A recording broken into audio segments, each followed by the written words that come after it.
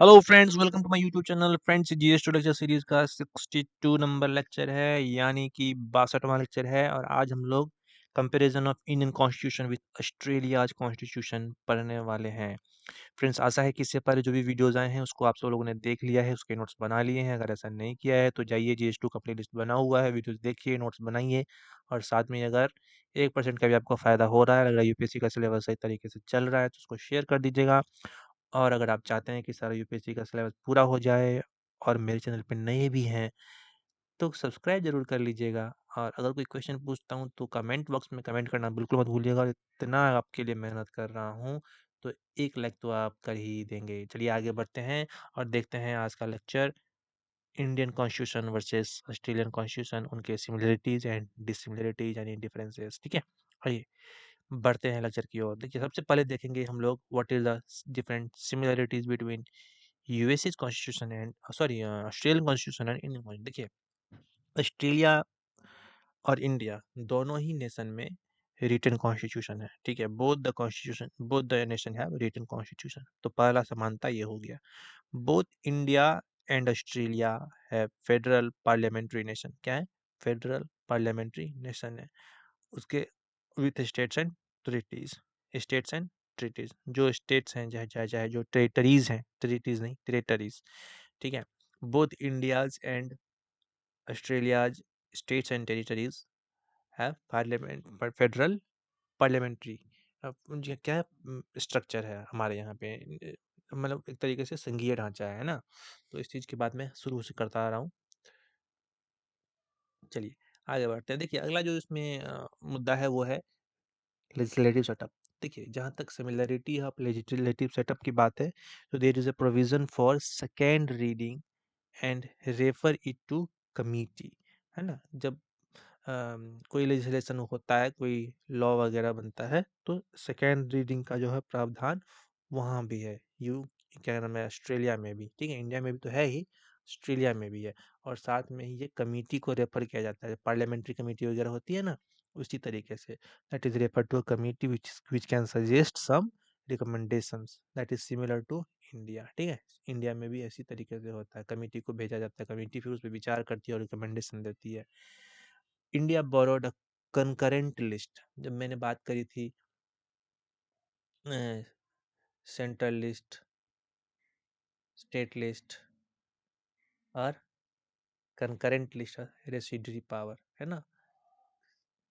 ठीक है, 7 शेड्यूल में ना। हाँ, तो इसमें जो कंकरेंट लिस्ट है वो ऑस्ट्रेलिया से इंडिया ने बोरो किया हुआ है।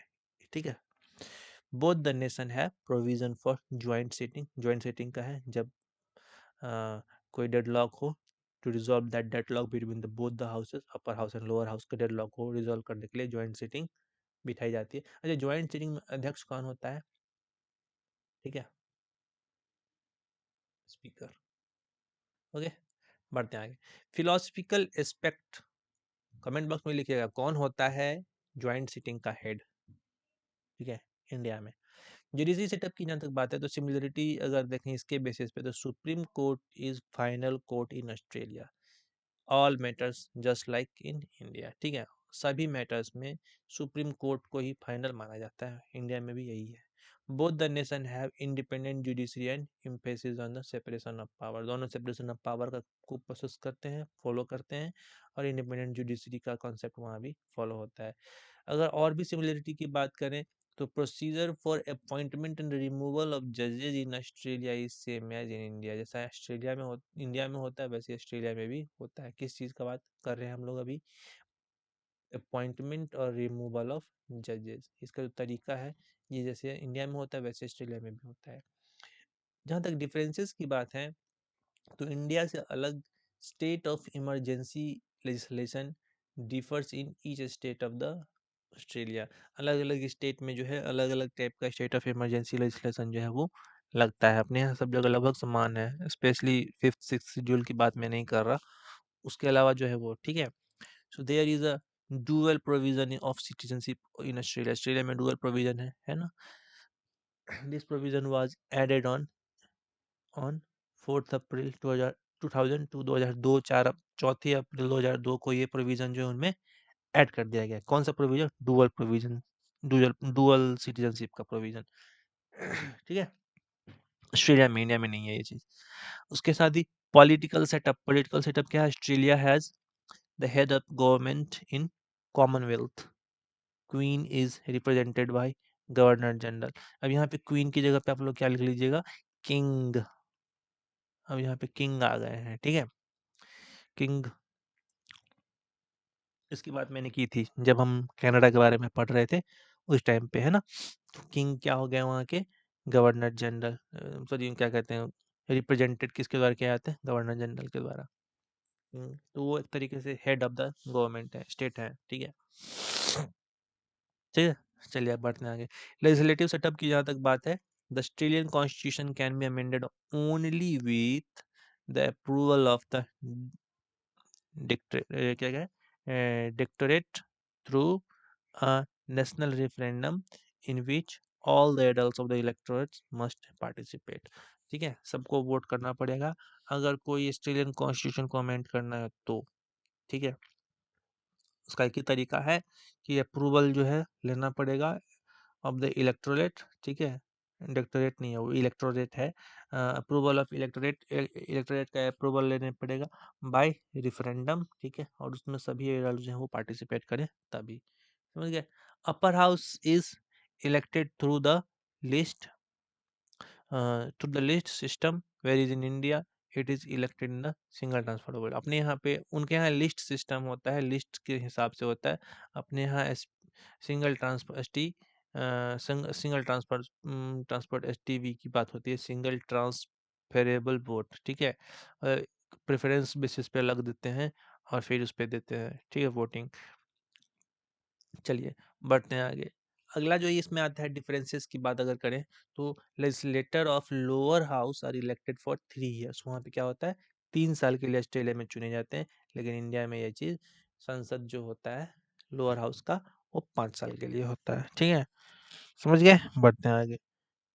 क्यों बढ़े आगे, जब कोर्स सही से चल रहा है तो बस ये जितना पढ़ रहे हैं उतना ही ठीक है। ठीक है, तो मेरे हिसाब से कोर्स सही चल रहा है क्योंकि सब्सक्राइबर्स बढ़ रहे हैं और आप लोगों की कृपा है, ऐसे ही बढ़ते रहिएगा। और अगर मैं इसको और इम्प्रूव करना चाहूँ तो आप लोगों का सहयोग अपेक्षित है, आप लोगों का क्या कहते हैं,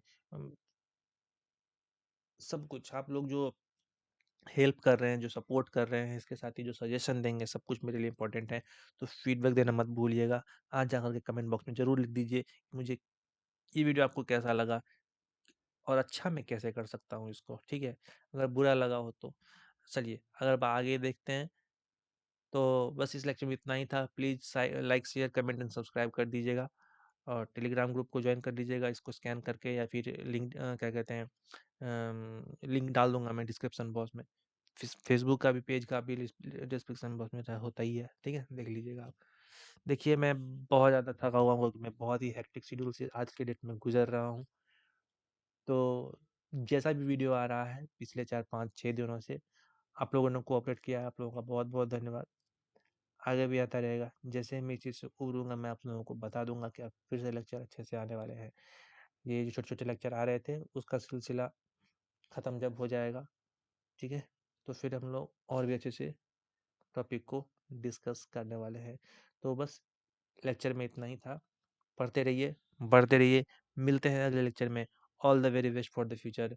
Tata, bye bye, take care.